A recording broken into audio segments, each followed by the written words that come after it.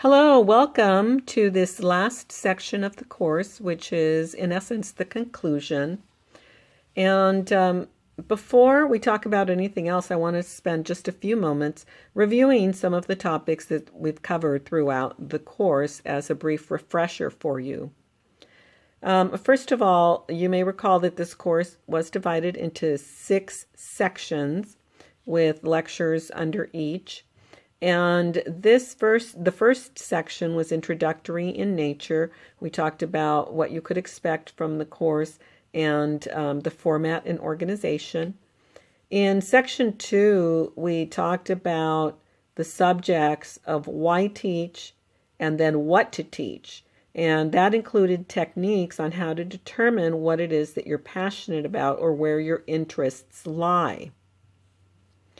In section 3, we spent some time talking about how to go about creating initial course content. And this is where we talked about the brainstorming session and how to get content from the knowledge, the specialized knowledge and information that you may have in a particular area. In section 4, we talked about working within the Udemy platform, how to create and structure your course, what kind of information.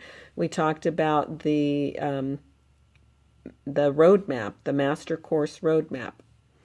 And then in section 5, we spent some time talking about a little more about setting up your course and publishing your course. Now that we have covered all of that material, as soon as you complete your first course, that experience will make the process of creating courses both easier and faster going forward. So I recommend beginning your work on the second course right after you submit your first course. Before waiting for the approval, just go ahead and get started on the content for whatever it is that you want to teach next. And the reason for this is that you are on a roll, you're in a rhythm, you're in a zone, as they say. You don't want to get discouraged if you're asked to change or resubmit either your test video or your course after you submit it for approval.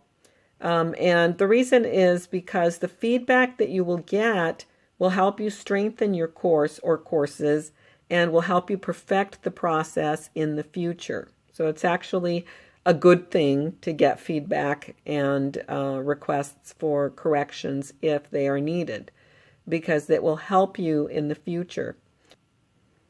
In closing, I want to thank you for taking this course. For watching all of the various lectures associated with creating your course and teaching what you know. I'm here to assist you. You could reach me, as previously mentioned, via email or at any of the various social media sites. And I certainly would be happy to talk with you and communicate with you regarding the subject matter that we covered in the course. I wish you much luck and much success.